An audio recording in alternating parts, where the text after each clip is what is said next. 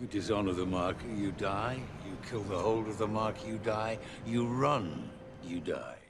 The John Wick universe almost functions on a parallel power structure where the underworld calls the shots. The well-organized crime ring spread across the world has a concrete system that's been functioning for centuries, and a crucial cog in this system is the Continental Hotel.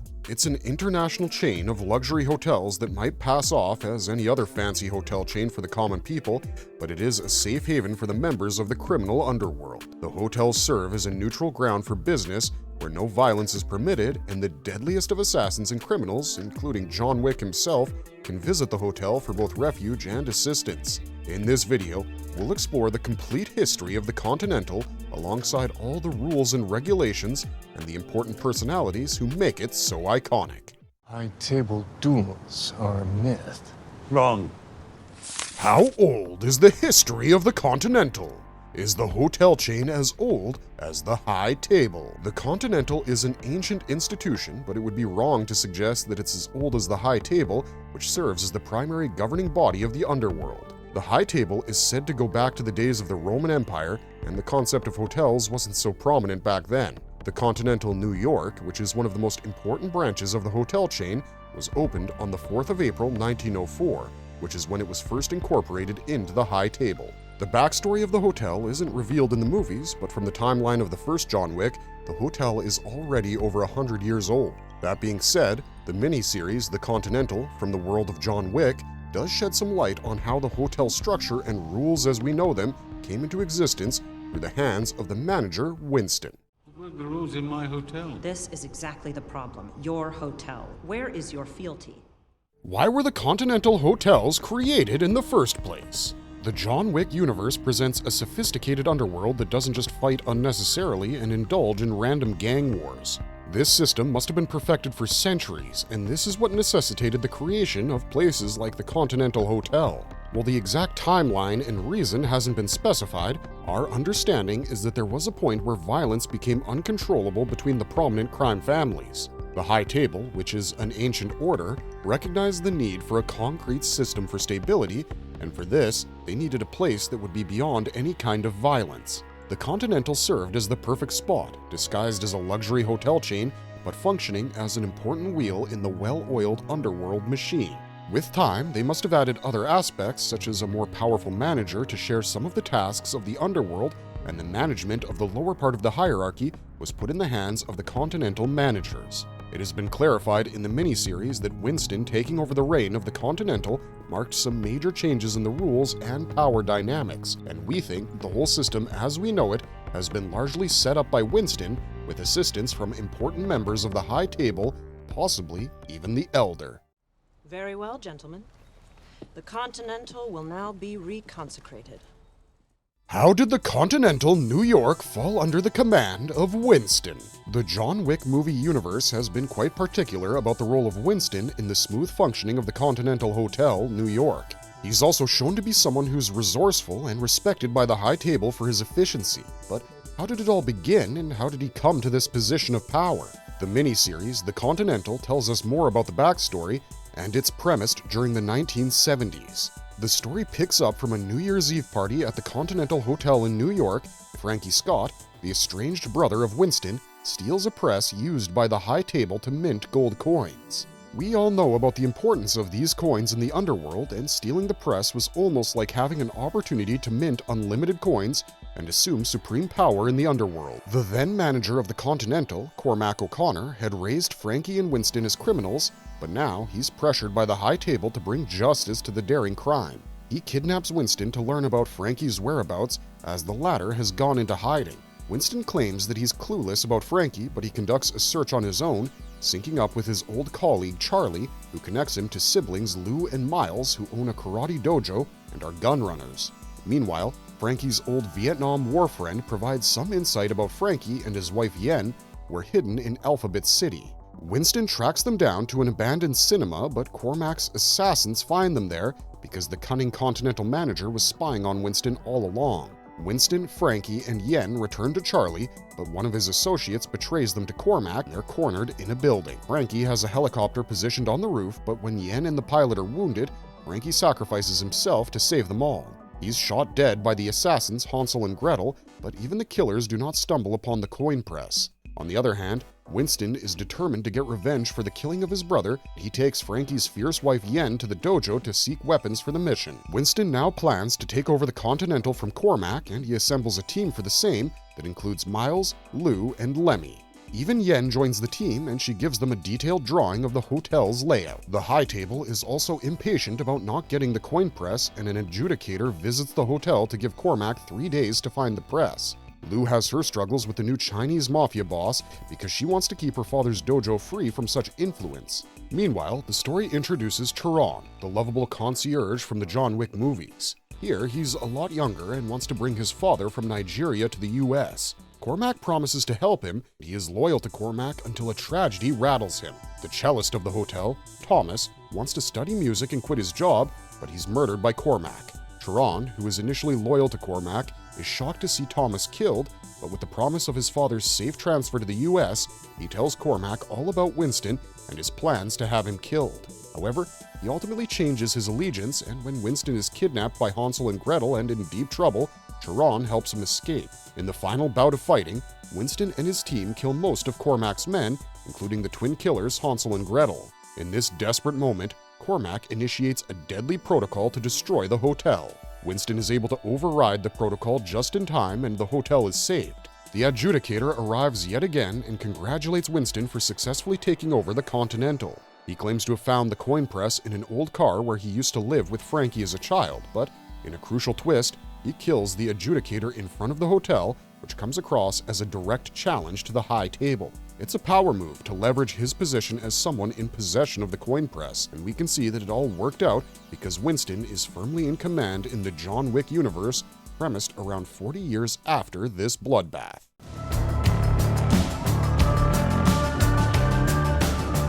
How does the John Wick movie universe tie up with the Continental? The Continental hotels, and Winston in particular, play a key role in the events of the John Wick movies. In the very first film, the Continental Hotel is introduced after John Wick is attacked and his dog is killed. He's forced to return from a long retirement, and he checks into the New York Continental. Here, he checks in with Chiron, the hotel's concierge and Winston's right-hand man. He spots a nefarious contract killer, Miss Perkins, in the hotel and has a meeting with Winston, who briefs him about the rules of the hotel. He also supplies John with valuable information about his target. It becomes quite clear that Winston has a soft spot for John, probably because of years of working together. Meanwhile, the Russian mob boss Vigo doubles the bounty on his head, and after an intense shootout sequence, John returns to the Continental to have his wounds treated by the in-house doctor.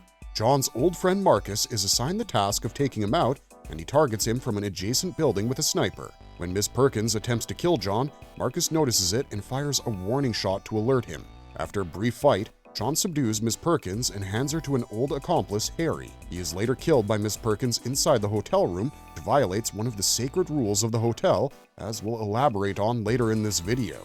Even though she escapes for the time being, she is later met by Winston, who revokes her membership to the Continental and executes her. In John Wick Chapter 2, the Continental Hotel plays an important part once more. Following the destruction of John's house by Santino, he heads to the Continental for some advice. Winston tells him that he must honor the marker and the hotel grounds, and John leaves his new pet in care of Chiron before embarking on yet another deadly mission. His mission takes him to Rome Continental, and this is the first of the Continental hotels outside New York shown in the franchise. The manager of the Rome Continental is Julius, and he hands John one of their finest rooms. He also gets the assistance of some key hotel services to assassinate Santino's sister, Gianna, as was the deal of the blood marker given to him by Santino. After the assassination, John is pursued by her bodyguard, and a brutal fight leads them to the Rome Continental, where they're stopped by Julius, who invites them both for a drink and reminds them about the no-violence rule. Santino double-crosses John Wick and tries to frame him for the murder, but John's fury follows him right into the New York Continental. Santino wanted Winston to revoke John's membership, but he refused. And finally, even though Santino thinks that he's safe within the hotel premises, John violates the cardinal rule. He's far too furious at his betrayal, and he shoots Santino dead in the lounge of the hotel, despite warnings from Winston to reconsider his decision. It's a shocking moment that marks a decisive change in John's storyline, and Winston is forced to declare him excommunicated, but not before giving him a grace period of 1 hour to find safety. This movie shows that even though there are strict rules around the Continental, they can be worked with if one has the right connections and the right support. John has won the favors of far too many important people like Winston. He gets the fruit of his warm relationship with such people. John Wick, Chapter 3, Parabellum, elaborates on the consequences of violating a major rule set by the High Table. An adjudicator is dispatched to punish those who helped John following his excommunication, and Winston is given a week to hand over the charges of the Continental and step down as manager. Meanwhile, John has other plans and he heads to Morocco with the help of his old ties with the Rusco-Roma crime family. He seeks the assistance of the manager of Casablanca Continental, Sophia, and she is forced to help him because of a blood marker that he holds against her. John seeks an audience with the Elder, the leader of the High Table, who resides in the wilderness of the Moroccan desert. When he finally meets the Elder, he's told that he has to kill Winston if he truly desired to live and get rid of his excommunicated status. Of course, both Winston and John refuse to kill each other, which leads to the adjudicator imposing a deconsecration order on the Continental. The normal guests are evacuated, and John, Sharon, and Winston are forced to defend themselves from the High Table's lethal team assigned to take them out. Most of the armed men are killed by John and Sharon, but it becomes clear that there's no escaping the long arms of the High Table, and the forces will just keep coming.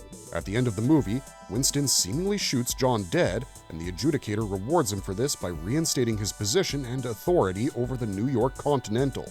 The hotel name is cleaned up, but soon, the table discovers that John survived the attack, probably because Winston never fired a lethal shot. In the recently released movie Ballerina, we see more of the Continental and the events here that take place before the events of John Wick Chapter 4. Eve Macaro is taken in by Winston and handed over to the Rusco-Roma for training after her family is killed. Several years later, and Eve has become a trained assassin, and she discovers more about the cult, the organization responsible for the killing of her father. One of the cult members, Daniel Pine, checks into the Prague Continental, and it turns out that he has a large bounty on his head. The cultists break the sacred Continental rules and attack Daniel on the hotel grounds in order to execute him and kidnap his daughter Ella. When the Continental security captured Eve and the assassins, she is spared, but the assassins are executed. Eve is left alone because she only acted in self-defense and didn't really kill anyone. Finally, at the end of the movie, Daniel and his daughter Ella are reunited at the New York Continental.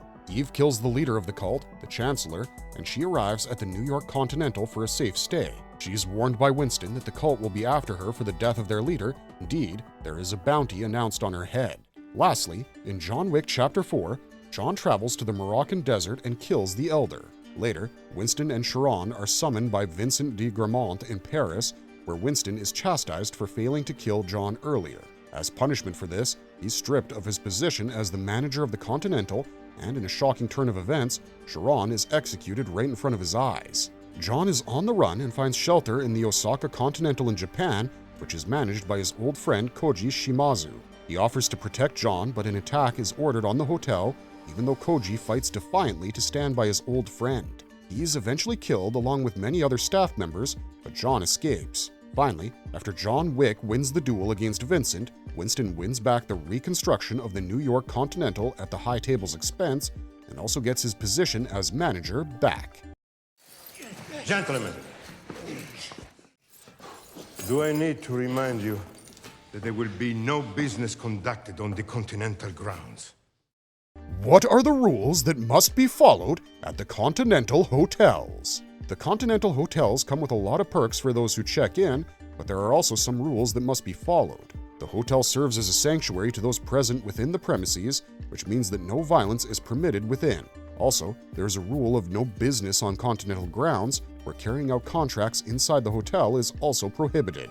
The rules are strictly followed, even by the High Table, and it makes sense to have such rules because otherwise it would just end up as a hotbed for full-blown gang wars. There's also a condition where one can resort to violence lawfully inside the hotel, but only in self-defense. Thus, when John is attacked by Miss Perkins, he breaks no law by defending himself. However, when he killed Santino openly in the New York Continental lobby, he violated a cardinal rule and had to deal with the consequences. The High Table reserves the right to declare the status of a hotel null and void, and we've seen that happen in both the New York Continental and the Osaka Continental when the forces of the High Table were free to launch an attack.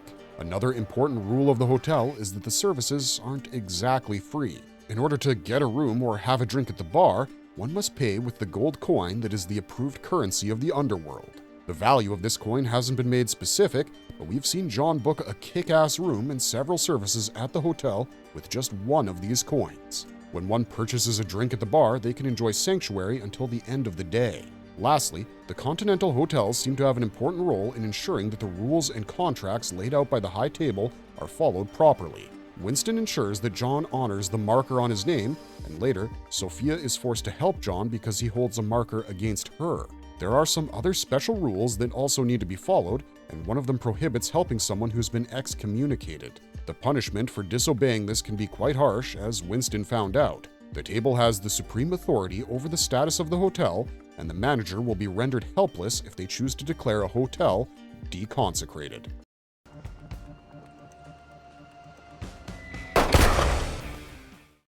Does the Continental have autonomous powers? What is the administrative office of the Continental? The High Table might have the ultimate authority over the hotels, but there's also a degree of autonomy enjoyed by the managers of the Continental hotels. The High Table does not interfere in their daily activities so long as they keep forwarding the profits of the hotel and abide by the basic rules. Winston has discretionary powers in determining the fate of those who violate the rules in his hotel, and this allows him to pardon John and punish Miss Perkins as he deems fit. The Continental also has an administrative office which is run and managed by a group of tattooed female operators in vintage pink uniforms. This room runs the memberships of the hotel, and they take orders from the manager. The facility works on outdated systems and wired rotary phone lines to avoid hacking attempts, and the phones are used effectively to put out contracts or declare the excommunicated status of an individual.